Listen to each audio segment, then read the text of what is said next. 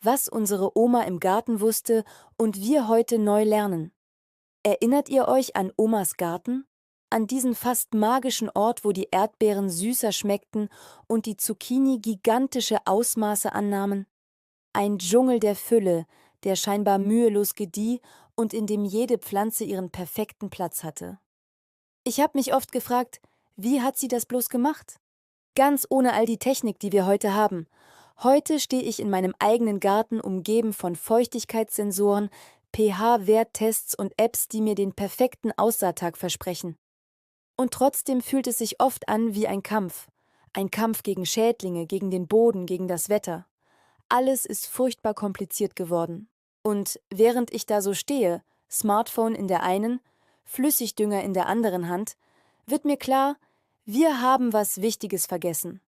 Auf dem Weg zur totalen Optimierung ist uns die Seele des Gärtnerns abhanden gekommen. Vielleicht kennst du dieses Gefühl auch. Du stehst im Garten, schaust auf deine Beete und merkst, eigentlich ist alles da. Und trotzdem fühlt es sich kompliziert an. Bei Garten Lea geht es genau darum, wieder ein bisschen Ruhe und Vertrauen in den Garten zurückzubringen. Dieses Video ist eine kleine Reise zurück. Zurück zu dem Wissen, das nicht in Büchern stand, sondern von Hand zu Hand, von Generation zu Generation weitergegeben wurde. Wir lüften heute Omas Gartengeheimnisse und lernen wieder, was sie schon immer wusste. Denn ihr Erfolg lag nicht in der Technik. Er lag in einem tiefen Verständnis für die Natur, in einem Wissen, das nachhaltiger und ehrlicher ist als jeder moderne Trend. Die ganze Magie von Omas Garten, die lässt sich auf 3 einfache Prinzipien runterbrechen. 3 Geheimnisse, die ineinandergreifen wie Wurzeln unter der Erde. Das sind keine komplizierten Formeln, sondern simple Wahrheiten, die direkt vor unserer Nase liegen. Das erste Geheimnis: der lebendige Boden. Oma hat nicht ihre Pflanzen gefüttert, sie hat den Boden gefüttert. Das zweite: Geduld und das richtige Timing. Sie hat nicht gegen die Natur gearbeitet, sondern mit ihr im Takt getanzt. Sie kannte den Rhythmus der Jahreszeiten und wusste, wann es Zeit war zu handeln und, noch wichtiger, wann man einfach mal die Hände in den Schoß legen muss. Und das dritte, vielleicht wichtigste Geheimnis: genaues Beobachten und sanftes Eingreifen. Ihr Garten war kein steriles Labor, sondern ein lebendiges Ökosystem. Sie war darin eine aufmerksame Regisseurin, keine Kommandantin. Lasst uns diese 3 Geheimnisse mal genauer unter die Lupe nehmen. Wir werden sehen, dass dieses alte Wissen nicht nur nostalgisch ist, es ist revolutionär. Es zeigt uns den Weg zu einem einfacheren und glücklicheren Gärtnern. Das Geheimnis des lebendigen Bodens. Wenn wir heute einen Garten anlegen, was ist oft der erste Gedanke? Ab in den Baumarkt, Säcke voller Erde kaufen. Unser eigener Boden ist ja zu lehmig, zu sandig, zu was weiß ich. Wir behandeln ihn wie ein leeres Gefäß, das wir mit gekauftem Zeug füllen müssen. Schwächeln die Pflanzen, kippen wir blauen Flüssigdünger ins Wasser. Ein lineares System, Input, Output. Wir füttern die Pflanze. Omas Ansatz war von Grund auf anders. Sie fütterte den Boden. Für sie war die Erde kein totes Substrat, sondern der Magen des Gartens, ein Organismus voller Würmer, Mikroben und Pilze, der die Nahrung für die Pflanzen erst aufbereitet. Ein gesunder Boden war die absolute Basis, und sie pflegte ihn mit einer Hingabe, die wir heute wieder entdecken. Ihr Geheimnis? Ein geschlossener Kreislauf, in dem nichts verschwendet wurde. Das Herz dieses Kreislaufs, der Komposthaufen. Das war keine schicke Thermobox. Oft war es nur ein unscheinbarer Haufen in einer Ecke, der atmete und lebte. Hier landete alles, was Garten und Küche hergaben: Kartoffelschalen, Kaffeesatz, Eierschalen, Rasenschnitt und Laub. Oma machte keine Wissenschaft draus. Sie wusste instinktiv, dass eine gute Mischung aus Grün und Braun das Leben in diesem Haufen am Laufen hielt. Dieser Kompost war kein Abfall, sondern die Produktion von schwarzem Gold. Er war die kostenlose Nährstoffrücklage fürs nächste Jahr, die den Boden nicht nur düngte, sondern ihm Struktur und Leben gab. Eng damit verbunden war das Mulchen. Heute sieht man oft nackte Erde zwischen den Gemüsepflanzen. In Omas Garten gab's das kaum. Nackte Erde ist verletzlich, sie trocknet aus, wird vom Regen weggespült und ist eine Einladung für jedes Unkraut. Oma wusste das und hat ihre Beete immer zugedeckt, wie mit einer schützenden Decke. Das Herbstlaub wurde nicht mühsam in Säcke gestopft, sondern landete direkt auf den Beeten. Dort schützte es den Boden vor Frost und wurde über den Winter von Regenwürmern in wertvollen Humus verwandelt. Man erzählt sich, dass manche Gärtnerinnen Eichenlaub gezielt unter den Erdbeeren liegen ließen. Im Sommer diente angetrockneter Rasenschnitt als Mulchschicht, die die Feuchtigkeit im Boden hielt und das Gießen reduzierte. Und woher wusste Oma, ob der Boden gut war? Sie hatte kein Labor. Sie hatte ihre Hände und ihre Nase. Sie nahm eine Handvoll Erde, zerrieb sie zwischen den Fingern, fühlte die krümelige Textur. Und dann dieser Geruch. Gesunder Boden riecht nicht nach Dreck. Er riecht erdig, intensiv, fast wie ein Wald nach einem Sommerregen. Das ist das Parfüm der Mikroorganismen, das untrügliche Zeichen für Fruchtbarkeit. Das sind die Momente, in denen man im Garten kurz innehält, nicht arbeitet, nicht optimiert, sondern einfach spürt, ob sich etwas richtig anfühlt. Genau diese stillen Momente waren für unsere Oma selbstverständlich. Diese Methoden schaffen ein robustes System. Ein Boden, der so gepflegt wird, speichert Wasser besser, puffert Extreme ab und versorgt die Pflanzen genau dann, wenn sie es brauchen. Das Geheimnis der Geduld und des richtigen Timings. Wir sind auf sofortige Ergebnisse getrimmt. Heute bestellt, morgen geliefert. Diese Haltung übertragen wir auf den Garten. Pflanze rein und sie soll gefälligst sofort wachsen. Wir schauen auf den Kalender auf der Samentüte, Aussaat im April, und halten uns sklavisch daran, egal ob draußen ein Schneesturm tobt. Wir kämpfen gegen die Natur, anstatt mit ihr zu fließen. Hier liegt Omas zweites Geheimnis, ihre unglaubliche Geduld und ihr Gespür für den perfekten Moment. Sie wusste, man kann die Natur nicht hetzen. Ihr Gärtnern war ein Tanz mit den Jahreszeiten. Ihr wichtigstes Instrument war die Beobachtung, nicht der Kalender. Bauernregeln wie die über die Eisheiligen gaben eine grobe Orientierung, vor allem hier in Mitteleuropa. Aber die finale Entscheidung fiel erst nach dem Blick nach draußen. Bohnen kamen erst nach den Eisheiligen Mitte Mai in die Erde, um sie vor Spätfrost zu schützen. Und selbst dann war der ultimative Test, die Hand in die Erde zu stecken. Fühlte sie sich noch kalt an, wurde gewartet. Die Samen wären nur verfault. Erst wenn der Boden eine angenehme Wärme ausstrahlte, war die Zeit reif.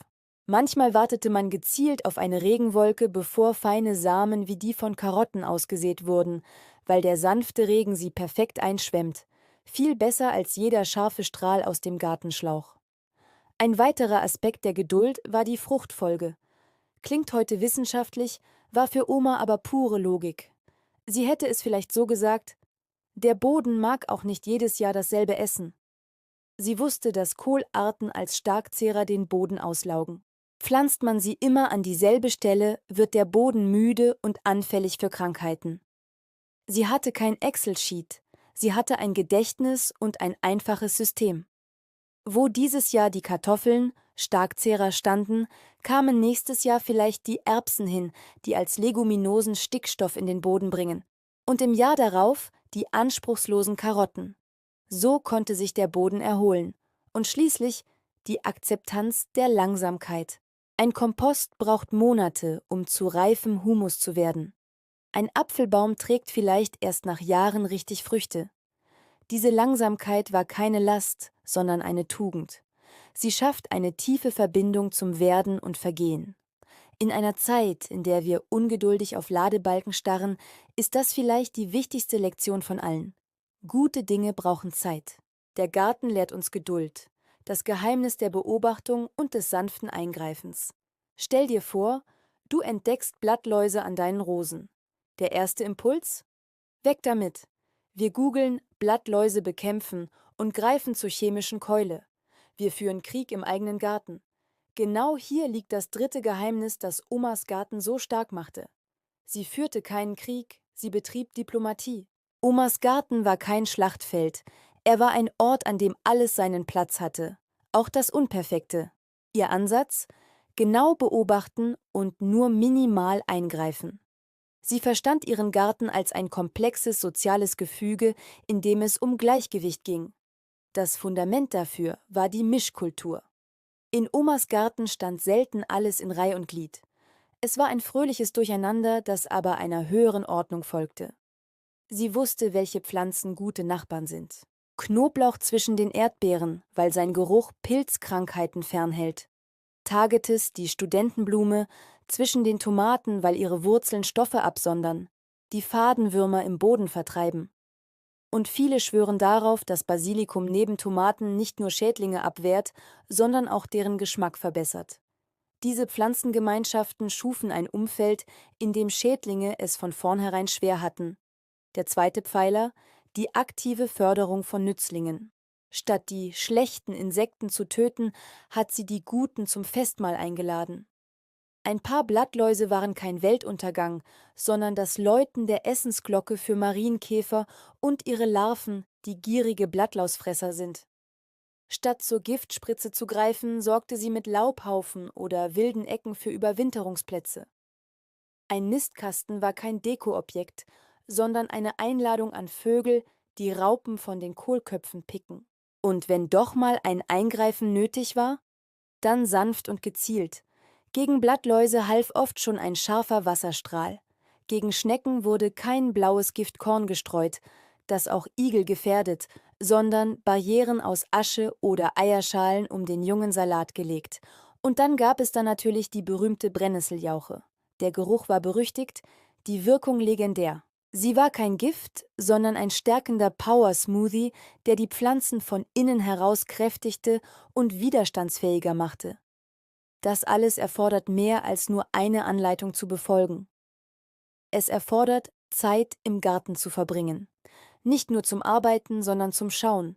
Jeden Tag ein kleiner Rundgang. Durch diese achtsame Beobachtung erkannte Oma Probleme, lange bevor sie zur Plage wurden. Diese intime Kenntnis ihres Gartens war ihre stärkste Waffe. Fassen wir zusammen. Die 3 Geheimnisse sind keine getrennten Tricks.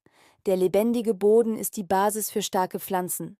Die Geduld und das richtige Timing sorgen dafür, dass diese Pflanzen ihr volles Potenzial entfalten.